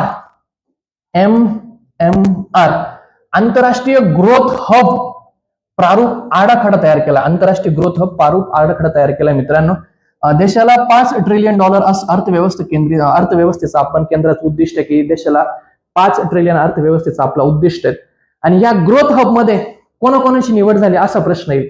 तर महाराष्ट्रामधल्या मुंबई महानगर आहे, त्याच्यानंतर गुजरात मधलं सुरत आहे, आंध्र प्रदेश मधलं विशाखापट्टणम आहे, उत्तर प्रदेश मधलं वाराणसी आहे. तर तुम्हाला प्रश्न येईल की ग्रोथ हब म्हणून कोणाची निवड झाली महाराष्ट्रामध्ये? तर मुंबई महानगर, गुजरातमध्ये सुरत आणि आंध्र प्रदेशमध्ये विशाखापट्टणम आणि उत्तर प्रदेशमध्ये वाराणसी. याला IMP करा. मुंबईमध्ये महानगर आहे, हे तुम्हाला लक्षात आलं पाहिजे. इथे एक महत्वाची बातमी बघा मित्रांनो, की माता आणि बालकांसाठी एक वात्सल्य योजना सुरू केली होती आणि त्याला स्कॉच आंतरराष्ट्रीय पुरस्कार मिळालाय मित्रांनो. स्कॉच आंतरराष्ट्रीय ही जी योजना आहे मित्रांनो, माता आणि बालकांसाठी जी आपण वात्सल्य योजना सुरू केली होती, ही आपल्या महाराष्ट्र राज्याची योजना आहे आणि हिला स्कॉचचा राष्ट्रीय पुरस्कार मिळालेला आहे. एवढं लक्षात ठेवायचं. स्कॉच योजना, वात्सल्य योजना कुणासाठी? तर माता आणि बालकांसाठी. किंवा प्रश्न असा येऊ शकतो, खालीलपैकी कोणत्या योजनेला स्कॉच आंतरराष्ट्रीय पुरस्कार मिळाला? तर उत्तर दिलं पाहिजे मित्रांनो, वात्सल्य योजना. आणि कशासाठी वात्सल्य योजना? माता आणि बालकांच्या आरोग्यासाठी. ठीक आहे. इथे एक प्रश्न येतो बघा, इथे एक महत्वाचा मुद्दा आहे बघा की राहुल नार्वेकर यांची विधानसभेच्या अध्यक्षपदी निवड झाली. सध्या विधानसभेच्या अध्यक्षपदी कोण आहे? राहुल नार्वेकर यांची विधानसभेच्या अध्यक्षपदी नेमणूक झाली आहे.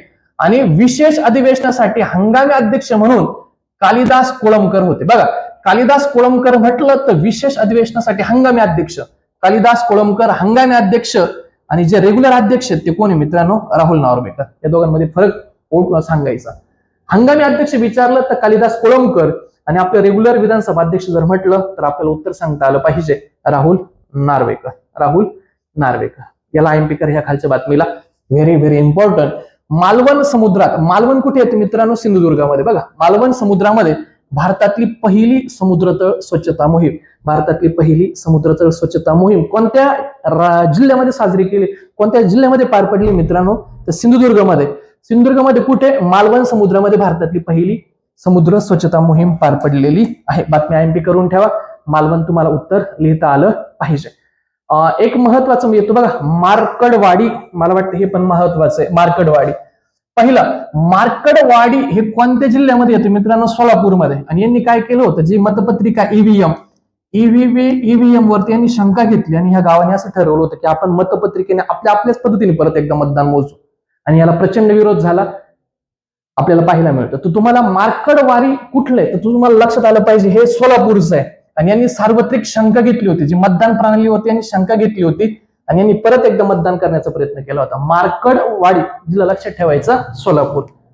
पुढची बातमी, याला IMP करा. प्रेडिक्शनचा प्रश्न आहे, 100% हा प्रश्न यायला पाहिजे. सेंद्रिय उत्पादनामध्ये महाराष्ट्र कितवा आहे? 3रा. तुम्हाला इथं पहिला वाटू शकतो, महाराष्ट्र सेंद्रिय उत्पादनामध्ये 3रा आहे.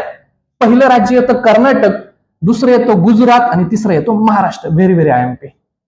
सेंद्रिय उत्पादनामध्ये महाराष्ट्र कितव्या क्रमांकाला आहे? महाराष्ट्र तिसऱ्या क्रमांकाला आहे. डन. अशा प्रकारे आपण 3 सेक्शन कंप्लीट केले. आपण आता चौथ्या सेक्शनकडे जातोय. आपला चौथा सेक्शन मित्रांनो आर्थिक घडामोडी. आपण आर्थिक घडामोडी आपण चेकआउट करू. चला, आर्थिक मध्ये पहिली बातमी बघा, मूलभूत पशुधन सांख्यिकी, मूलभूत पशुसंवर्धन सांख्यिकी 2024. याच्यावरती आपण बोलू. याच्यामध्ये मला वाटतं प्रश्न जनरेट होण्याचा स्कोप आहे. बघा, दूध उत्पादनामध्ये भारत हा कितवा जगामध्ये पहिला आहे. भारत दुधाच्या उत्पादनामध्ये जगातील सर्वात मोठा दूध उत्पादक देश कोण मित्रांनो? भारत. आणि भारत राज्यामध्ये 1 नंबरचा दूध उत्पादनामध्ये जर म्हटलं तर उत्तर प्रदेश. उत्तर प्रदेशचं क्षेत्रफळ पण जास्त आहे, पशु पण जास्त आहेत आणि म्हणून दुधाच्या उत्पादनामध्ये पहिला क्रमांक येतो उत्तर प्रदेश. आणि भारत दुधाच्या उत्पादनामध्ये क्रमांक पहिला भारत राज्य म्हटलं तर उत्तर प्रदेश. बघा, दुसरं येतं अंडी. अंडीच्या उत्पादनामध्ये भारताचा कितवा क्रमांक आहे मित्र? अंडीमध्ये भारताचा दुसरा क्रमांक. आणि राज्य जर म्हटलं तर आंध्र प्रदेश. कसं लक्षात राहील? अंडीचा आंध्रचा अंडीमध्ये उत्पादनात भारत जगात दुसरा आणि टॉपचं राज्य येतं आपलं आंध्र प्रदेश. तिसरा मुद्दा बघा, तिसरा मुद्दा येतो मांस उत्पादन. मांस उत्पादनामध्ये 1 नंबरला येतं पश्चिम बंगाल आणि 3 नंबरला येतं महाराष्ट्र. मांस उत्पादनामध्ये महाराष्ट्र कितवा आहे? तिसरा. आणि पहिलं राज्य कोणतं येतं? पश्चिम बंगाल. पहिलं राज्य पश्चिम बंगाल, महाराष्ट्र येतो तिसऱ्या क्रमांकाला. आणि शेवटचा मुद्दा आहे लोकर उत्पादनामध्ये टॉपचं राज्य कोणतं? तर लोकर उत्पादन सगळ्यात जास्त राजस्थानमध्ये होतं आणि दुसऱ्या क्रमांकाचं राज्य येतं जम्मू काश्मीर. बघा, याला एकदा फायनल रिवाइज करू आपण. दुधामध्ये उत्पादनात भारत जगात पहिला आणि टॉपचं राज्य येतं उत्तर प्रदेश. अंडीमध्ये उत्पादनात दुसरा, टॉपचं राज्य येतं आंध्र प्रदेश. मांस उत्पादन होतं पश्चिम बंगालमध्ये आणि महाराष्ट्र येतो तिसऱ्या क्रमांकाला. आणि लोकर उत्पादनामध्ये टॉपचं राज्य येतं राजस्थान आणि 2 नंबरला येतं जम्मू काश्मीर. डन. चला, पुढच्या बातमीकडे आपण शिफ्ट होऊ. राज्यामध्ये 23 राज्यांमध्ये 40 पर्यटन स्थळांचा विकास करायचा आहे. 23 राज्यांमध्ये 40 पर्यटन स्थळांचा विकास करायचा आहे. आणि याच्यासाठी कोणत्या योजनेचा वापर होतोय त्या योजनेचं नाव लक्षात ठेवायचंय. त्या योजनेचं नाव आहे मित्रांनो, योजनेचं नाव आहे scheme for special assistant to states for capital investment. इथं नाव काय? Capital investment.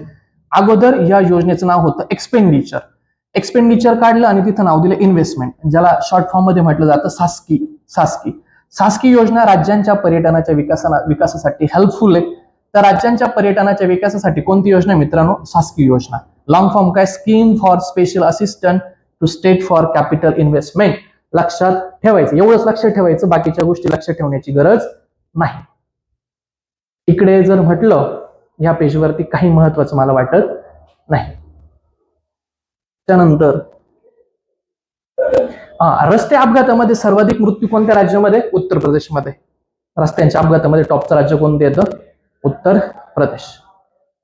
पुढे जर पाहिलं तर ह्या पेजवरती सुद्धा काही जास्त महत्वाचं नाही. इथे काहीतरी महत्वाचं येते बघा. ओके, न्यायमूर्ती नवाब सिंग समिती.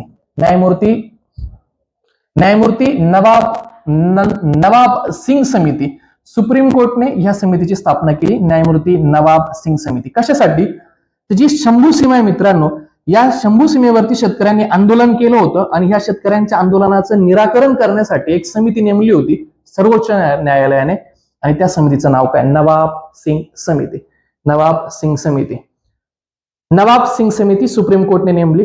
शंभू सीमेवरती जे शेतकऱ्यांचं आंदोलन आहे त्याच्याविषयी ज्या तक्रारी त्या निवारण करण्यासाठी ही समिती नेमलेली आपल्याला पाहायला मिळतं. त्याच्यानंतर या पेजवरती फार महत्वाची बातमी, 100% प्रश्न येणार, प्रेडिक्शनचा मुद्दा आहे मित्रांनो, लक्षात ठेवावाच लागणार. संजय मल्होत्रा यांची आरबीआयचे नवे गव्हर्नर म्हणून नेमणूक झाली. नवे गव्हर्नर. मग संजय मल्होत्रा कितवे होते हो? कितवे आहेत संजय मल्होत्रा? तर 26वे. काय झालं? चालत नाही हा देऊ असं. ठीक. संजय मल्होत्रा प्रश्न येणार संजय मल्होत्रांवरती. संजय मल्होत्रा यांचे आरबीआयचे गव्हर्नर म्हणून नेमणूक झाले. आकडा पाठ करायचा मित्रांनो. हे आरबीआयचे कितवे गव्हर्नर आहे? तर 26वे गव्हर्नर आहे. कितवे गव्हर्नर आहे? 26वे गव्हर्नर आहे. 26 क्रमांक हा आपल्यासाठी फार महत्वाचा होऊन जातो. ते आरबीआयचे गव्हर्नर होण्यापूर्वी वित्त मंत्रालयामध्ये महसूल विभागाचे सचिव होते. अगोदर कोणत्या पदावरती होते? महसूल विभागाचे सचिव होते अगोदर. हा मुद्दा लक्षात ठेवायचा. 26वे गव्हर्नर आणि त्याच्या नेमणूक होण्यापूर्वी वित्त मंत्रालयामध्ये ते महसूल विभागाचे सचिव होते. देन का IIT कानपूरमध्ये त्यांनी कम्प्युटरची पदवी घेतली. लक्षात ठेवा, IIT कानपूर मधून त्यांनी कोणत्या विषयामध्ये पदवी घेतली? तर कम्प्युटर या विषयामध्ये त्यांनी पदवी घेतलेली आपल्याला पाहायला मिळतं. ठीक आहे. जलवाहक योजना आहेत मित्रांनो पुढची. जलवाहक योजना कशासाठी हो ही जलवाहक योजना? आंतरदेशीय जलमार्गांच्या व्यापार क्षमतेला वाव देऊन रसद खर्च कमी करणं आणि रस्ते रेल्वे नेटवर्क मधील गर्दी कमी करणं. काय होतं? ही जी जलवाहक योजना आहे मित्रांनो, ही आंतरदेशीय जलवाहाला हेल्प करते. रस्त्यांवरची ज्या दुर्घटना असतील किंवा जो खर्च किंवा जी गर्दी ती कमी करण्यासाठी ही मदत करते योजना. तर खालीलपैकी रस्ते आणि रेल्वे नेटवर्कची गर्दी कमी करण्यासाठी खालीलपैकी कोणती योजना चालू केली असा प्रश्न आला तर उत्तर देता आलं पाहिजे जलवाहक योजना. मी तुम्हाला एक प्रश्न विचारतो बघा. झारखंडचे मुख्यमंत्री कोण आणि त्यांची कितवी टर्म आहे? कमेंटमध्ये तुम्ही मेन्शन करायचं. तुमच्यासाठी दुसरा प्रश्न आहे. देवेंद्र फडणवीस महाराष्ट्राचे कितवे तरुण मुख्यमंत्री आहेत? हा तुमच्यासाठी दुसरा प्रश्न. शंभू सीमेवरती शेतकऱ्यांचं जे आंदोलन होते त्याच्यासाठी कोणती समिती नेमली होती? हा तुमच्यासाठी तिसरा प्रश्न. भारतातली पहिली समुद्र तळ स्वच्छता मोहीम कोणत्या जिल्ह्यामध्ये पार पडली? हा तुमच्यासाठी चौथा प्रश्न आहे. या प्रश्नांची उत्तर तुम्ही कमेंटमध्ये मेन्शन करा. मी तुमची प्रत्येक कमेंट वाचेन. देन पुढे जाऊ. आणि एक शेवटचा प्रश्न तुमच्यासाठी. संजय मल्होत्रा आरबीआयचे कितवे गव्हर्नर? हे सगळ्या प्रश्नांची उत्तर तुम्ही मला कमेंटमध्ये मेन्शन करणार. ठीक आहे. पुढचा प्रश्न येतो मित्रांनो. राष्ट्रीय नैसर्गिक शेती अभियान ज्याला NMNF म्हटलं जातं, म्हणजे national mission on natural farming, हे जे मिशन आहे याचं उद्दिष्ट काय? National mission on natural farming हे जे मिशन आहे याचं उद्दिष्ट काय? तर संपूर्ण भारतामध्ये, याचं उद्दिष्ट तुम्हाला विचारतील, संपूर्ण भारतामध्ये नैसर्गिक शेती पद्धतींना केंद्रित मिशन मॉडेल दृष्टिकोनातून प्रोत्साहन द्यायचं. म्हणजे संपूर्ण भारतामध्ये नैसर्गिक शेतीला प्रोत्साहन देणं हे या मिशनचं आपल्याला उद्दिष्ट पाहायला मिळतं. मिशनचं नाव काय? NMNF, national mission on natural farming. नैसर्गिक शेतीला प्रोत्साहन देण्यासाठी हे मिशन स्टार्ट केलेलं आहे. त्याचे हे उद्दिष्ट आपल्याला पाहायला मिळतं. त्याच्यानंतर भारतातील FDIचा जो ओघ आहे तो $1 ट्रिलियन पुढे गेलाय. म्हणजे भारतामध्ये FDI $1 ट्रिलियन पुढे गेली. 2000 ते 2024 या कालखंडाचा जर विचार केला आपण तर आपल्याकडे जी FDI ती $1 ट्रिलियन टप्पा या FDI ने पार केला. कुठून मोजलाय? 2000 पासून ते 2024 पर्यंत. आणि सुमारे 25% ही जी FDI ची जी डायरेक्ट इन्व्हेस्टमेंट जे आहे ती आपल्याला मॉरिशस कडून आली मित्रांनो. 1 नंबरला मॉरिशस, 2 नंबरला सिंगापूर, 3 नंबरला अमेरिका. म्हणजे 2000 पासून 2024 पर्यंत FDIचा जर मी विचार केला तर $1 ट्रिलियन पर्यंत आहे. आणि त्यामध्ये टॉपची इन्व्हेस्टमेंट कुणाची? मॉरिशस. 2 नंबरला सिंगापूर आणि 3 नंबरला जर म्हटलं तर अमेरिका. याला मोस्ट इम्पॉर्टंट करा. हा प्रश्न पेपरला येऊ शकतो. प्रेडिक्शनचा मुद्दा आहे, पेपरला यायला हरकत नाही. इथे जर बघितलं ग्लान्समध्ये, हे एक महत्वाचा मुद्दा येतो बघा. प्रसार भारतीच्या वेव्ज OTT प्लॅटफॉर्म. तुम्हाला सहज साधा प्रश्न येईल. खालीलपैकी वेव्ज OTT प्लॅटफॉर्म खालीलपैकी कोणी सुरू केला? उत्तर द्यायचं प्रसार भारती. प्रसार भारतीने वेव्ज नावाचा OTT प्लॅटफॉर्म चालू केलेला आहे. तर इथे जर म्हटलं भूनीर पोर्टल, बघा आपल्यासाठी पोर्टल परीक्षेमध्ये येतात. तुम्ही जर पूर्व परीक्षेचे पेपर काढले तर तुम्हाला पोर्टल विचारलेले पाहायला मिळतील. इथं तुम्हाला पोर्टल पाहायला मिळेल भूनीर पोर्टल. कोणतं पोर्टल पाहायला मिळतं? भूनीर पोर्टल. भारतातील भूजल नियमन वाढवण्याच्या उद्देशाने एक महत्वपूर्ण उपक्रम चालू केलाय. भूजल नियमन वाढवण्यासाठी कोणतं पोर्टल चालू केलंय? भूनीर पोर्टल. लक्षात ठेवायचं, भूजल नियमन वाढवण्याच्या उद्देशाने एक महत्वपूर्ण उपक्रम आहे हा. याचं आपलं उद्दिष्ट काय पाहायला मिळतं? भूजल नियमन सुधारणं, भूजल वापरामध्ये पारदर्शकता आणायची, कार्यक्षमता आणायची आणि शाश्वतता सुनिश्चित करण्यासाठी कोणतं पोर्टल चालू केलंय? भूनीर पोर्टल. डन. कोणतं पोर्टल चालू केलंय? भूनीर पोर्टल. इकडे बघा PM वाणी लॉंग फॉर्म येऊ शकतो. याला व्हेरी IMP करा. PM वाणी याचा लॉंग फॉर्म आहे मित्रांनो prime minister wifi access network interface. Prime minister wifi access network interface. भारतामध्ये वायफायचं जाळं पसरवण्यासाठी हे PM वाणी आपण चालू केलेलं पाहायला मिळतं. धन का PM वाणीचं उद्दिष्ट काय? की भारतामध्ये वायफायची जी सेवा आहेत याचं जाळं भारतामध्ये पसरवण्यासाठी PM वाणी चालू केलेलं आहे, prime minister wifi access network interface. Then PM वाणीचं लॉंग फॉर्म तुम्हाला पाठ असणं अपेक्षित आहे. आणि कशासाठी चालू केलंय? वायफायचा प्रसार करण्यासाठी. ई दाखील महत्वाचं आहे बघा, ई दाखील पोर्टल. ई दाखील पोर्टल कुठं स्थापन केलंय, कुठं चालू केलं? आता हे लडाखमध्ये सुरू केलंय. ई दाखील पोर्टल कुठं चालू केलंय? लडाखमध्ये चालू केलंय. आणि याचं उद्दिष्ट काय? ग्राहकांना घरबसल्या तक्रारी दाखल करता येतील. ग्राहकांना घर बसल्या तक्रारी दाखल करण्यासाठी ई दाखील पोर्टल स्टार्ट केलंय. आणि कुठं स्टार्ट केलंय? ते लडाखमध्ये. याला IMP करा, प्रश्न आला तर चुकवायचा नाही. ई दाखील पोर्टल लडाखमध्ये आणि ग्राहकांना घर बसल्या तक्रारी दाखल करता येण्यासाठी ते चालू केले. बघा पुढचा मुद्दा आहे महत्वाचा, हैदराबादमध्ये गुगल सुरक्षा अभियांत्रिकी केंद्र. तुम्हाला सरळ प्रश्न येईल, गुगल सुरक्षा अभियांत्रिकी केंद्र कुठे स्थापन केले? हैदराबादमध्ये. गुगल सुरक्षा अभियांत्रिकी केंद्र कुठे स्टार्ट केले? हैदराबादमध्ये. डन. ही बातमी मला वाटत नाही येईल. विमा सखी योजना वाचून घ्या, मला वाटत हा यायला पाहिजे. यस, विमा सखी योजना, हिचा टाइम पिरियड महत्वाचा आहे. विमा सखी योजना डिसेंबर 2024 मध्ये LICने ही योजना सुरू केली. 2024 ला विमा सखी योजना कशासाठी चालू केली? महिलांच्या सक्षमीकरणासाठी आणि महिलांच्या आर्थिक समावेशनासाठी. कोणती योजना चालू केली? विमा सखी योजना. हिचं उद्दिष्ट काय? 2 लाख महिलांना नोकऱ्या द्यायच्या. किती महिलांना नोकऱ्या द्यायच्या? 2 लाख महिलांना नोकरी द्यायच्या. महिलांचं सक्षमीकरण आणि महिलांचं जे आर्थिक समावेशन याच्यासाठी विमा सखी योजना सुरू केलेली आहे. हिचा जो क्रायटेरिया आहे ना, हा महत्वाचा आहे. याच्यासाठी वयवर्ष किती असायला पाहिजे? 18 ते 80 वर्ष. याचा क्रायटेरिया लक्षात ठेवा. वयवर्ष किती? 18 ते 70 वर्ष. 80 नाही, 18 ते 70 वर्ष. पहिल्या वर्षी 7,000 रुपये, दुसऱ्या वर्षी 6,000 आणि तिसऱ्या वर्षी 5,000 रुपये मासिक स्टायपेंड या महिलांना या योजनेच्या अनुषंगाने मिळतं. ठीक आहे. विमा सखी योजना. वय किती पाहिजे? क्रायटेरिया 18 ते 70. कशासाठी चालू केले? महिलांच्या सक्षमीकरणासाठी. नीती आयोग म्हणतोय मित्रांनो की जो कोकिंग कोळसा जो आहे ना, त्याला निर्णायक खनिजांच्या यादीत घाला. निर्णायक खनिजांच्या यादीत त्याचा समावेश करा कोकिंग कोळशाचा, असं कोण म्हणतंय? नीती आयोग. कोकिंग कोळशाला निर्णायक खनिजांच्या यादीत समाविष्ट करा, असं कोणाचं म्हणणं आहे? नीती आयोगाचं. ग्वाल्हेर मध्य प्रदेशमध्ये जे ग्वाल्हेर आहे मित्रांनो, तिथे अत्याधुनिक CBG म्हणजे काय? CBG म्हणजे काय? इथं दिलंय CBG, कॉम्प्रेस बायोगॅस. ग्वाल्हेरमध्ये अत्याधुनिक CBG प्रकल्पासह भारतातली पहिली स्वयंपूर्ण गोशाळा. CBG प्रकल्पासह भारतातली पहिली स्वयंपूर्ण गोशाळा कुठं स्थापन झाली आहे? ग्वाल्हेरमध्ये. ग्वाल्हेर कुठे येतं मित्रांनो? मध्य प्रदेश. तुम्हाला येईल CBG तंत्रज्ञानासह असलेली भारतातली पहिली स्वयंपूर्ण गोशाळा कोणत्या राज्यात स्थापन झाली आहे? तर कोणत्या राज्यामध्ये? मध्य प्रदेशमध्ये. आणि तिला काय म्हटलं मित्रांनो? आदर्श गोशाळा नावाने सुद्धा तिला ओळखलं जातं. आदर्श गोशाळा, CBG, आदर्श गोशाळा. त्याच्यानंतर एक लेहमध्ये बघा, लेहमध्ये भारतातली पहिली ग्रीन हायड्रोजन इंधन भरण्याचं स्टेशन आहे. भारतातलं पहिलं ग्रीन हायड्रोजन इंधन भरण्याचं स्टेशन कुठं स्थापन केलंय?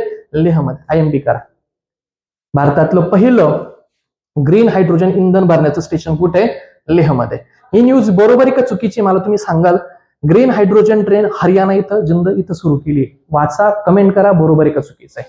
भारतातली पहिली green hydrogen train Haryana Jind, right आहे की रॉंग आहे मला हे तुम्ही कमेंटमध्ये सांगा.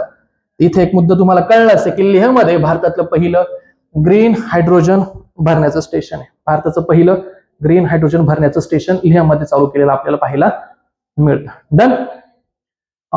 त्याच्यानंतर हा एक महत्वाचा मुद्दा आहे मित्रांनो, सायबर क्राईम मध्ये तेलंगणा 1 नंबरला. सायबर क्राईम मध्ये 1 नंबरला तेलंगणा, 2 नंबरला कर्नाटक आणि 3 नंबरला महाराष्ट्र. सायबर क्राईम मध्ये 1 नंबरला कोण येतं? तेलंगणा, 2 नंबरला महाराष्ट्र, 1 नंबरला तेलंगणा, 2 नंबरला कर्नाटक, 3 नंबरला महाराष्ट्र. सायबर क्राईम मध्ये बऱ्यापैकी लोकांचं उत्तर महाराष्ट्र राहील बघा. 1 नंबरला महाराष्ट्र नाही, प्रकर्षाने लक्षात ठेवा. 1 नंबरला तेलंगणा आणि महाराष्ट्र किती क्रमांकाला सायबर क्राईम मध्ये? 3 नंबरला. हा एक मुद्दा येतो बघा. आसाममधील जे काझीरंगा येथे 12व्या आंतरराष्ट्रीय पर्यटन मार्चचं आयोजन केलंय. 12व्या आंतरराष्ट्रीय पर्यटन मार्चचं आयोजन कुठं केलंय? तर आसाममधील काझीरंगा या ठिकाणी. लक्षात ठेवायचं, 12व्या पर्यटन मार्चचं आयोजन कुठं केलंय? आसाममधील काझीरंगा या ठिकाणी. त्याच्यानंतर भारतातल्या पहिल्या वर्टिकल लिफ्ट सागरी पुलाचं चाचणी पूर्ण केली आणि ते कोणत्या राज्यामध्ये चाचणी पूर्ण केली तर तामिळनाडूमध्ये. याला प्रेडिक्शनचा मुद्दा आहे, महत्वाचा IMP करा. भारतातला पहिल्या व्हर्टिकल लिफ्ट रेल्वे सागरी पुलाची चाचणी तामिळनाडूमध्ये पूर्ण केली मित्रांनो. तामिळनाडूची जी मुख्य भूमी आहे आणि जे रामेश्वरम आहे यांच्यातील संपर्क वाढवण्यासाठी हा व्हर्टिकल रेल्वे पुलाची चाचणी केलेली आपल्याला पाहायला मिळतं. अगोदर जुना पूल होता, त्याचं नाव होतं पांबन, आणि आता याची जागा न्यू पांबन सेतू घेणार आहे मित्रांनो. न्यू पांबन सेतू. प्रश्न सरळ येईल की भारतातल्या व्हर्टिकल लिफ्ट रेल्वे सागरी पुलाची चाचणी कोणत्या राज्यामध्ये पार पाडली मित्रांनो? कोणत्या राज्याने पूर्ण केली तर तामिळनाडू. भारतातली, हिला सुद्धा IMP करा, भारतातल्या पहिल्या उबर शिकारा सेवा श्रीनगरमध्ये सुरू केली. भारतातली पहिली उबर शिकारा सेवा कोणत्या राज्यामध्ये किंवा केंद्रशासित प्रदेशामध्ये चालू केली? श्रीनगरमध्ये उबर शिकारा. जम्मू काश्मीर मधील जे श्रीनगर आहे मित्रांनो, येथील निसर्गरम्य दल सरोवर आहे मित्रांनो, आणि ह्या दल सरोवरामध्ये उबर कंपनीने आशियातली पहिली जलवाहतूक सेवा चालू केली. तर दल सरोवरात आशियातली पहिली जलवाहतूक सेवा कोणत्या कंपनीने चालू केली आहे? उत्तर द्यायचं मित्रांनो, उबर कंपनी. किंवा उबर कंपनीने आशियातली पहिली जलवाहतूक सेवा कुठे सुरू केली? उत्तर द्यायचं श्रीनगरमध्ये. IMP आहे. दोन्ही पण प्रश्न मी तुम्हाला सांगितले, प्रश्न कशा प्रकारे जनरेट होऊ शकतो. हे महत्वाचं नाहीये पोर्टल. खाली बघू, CRR वगैरे ह्या बऱ्याच साऱ्या गोष्टी आहेत, ह्या बदलत राहतात. या पुढच्या परिक्रमांमध्ये याचे रेट परत येतील वेगवेगळे, ते त्यावेळेस आपण कंप्लीट केलं पाहिजे. एक शेवटची बातमी मित्रांनो, का दुबईमध्ये जगातली सर्वात मोठी सोन्याची वीट. खालीलपैकी कुठं जगातली सर्वात मोठी सोन्याची वीट आहे मित्रांनो? दुबईमध्ये. IMP करा. 1 लाइनर प्रश्न तिथे जनरेट होऊ शकतो, चुकवायचा नाही. इलॉन मस्क यांनी $400 अब्ज टप्पा पार केला मित्रांनो, आणि $400 टप्पा पार काढणारे इलॉन मस्क हे पहिले व्यक्ती आहेत मित्रांनो. 400 अब्ज टप्पा पार करणारे इलॉन मस्क कितवे व्यक्ती आहे? पहिले. आणि इथे एक शेवटची बातमी मित्रांनो, ती आपल्याला पाहिजे. अमिया कुमार बागची. अमिया कुमार बागची मित्रांनो यांचं निधन झाले. पहिला प्रश्न, अमिया कुमार बागची कोणत्या क्षेत्राशी संबंधित आहे? तर राजकीय अर्थशास्त्र आणि अर्थशास्त्राचा इतिहास हा अमिया कुमार बागची यांचा विषय मित्रांनो. राजकीय अर्थशास्त्र आणि अर्थशास्त्राचा इतिहास. पश्चिम बंगाल या गावामध्ये त्यांचा जन्म झालेला आपल्याला पाहायला मिळतो. त्यांनी 2 महत्वाच्या संस्था स्थापन केल्यात. त्यातली पहिली आहे centre for economic studies, centre for economic studies, आणि दुसरी आहे ते institute of development studies, institute of development studies, centre for economic studies. राजकीय अर्थशास्त्र आणि अर्थशास्त्राचा इतिहास हा त्यांचा विषय मित्रांनो, आणि 2005 साली त्यांना पद्मश्री पुरस्काराने सन्मानित करण्यात आले.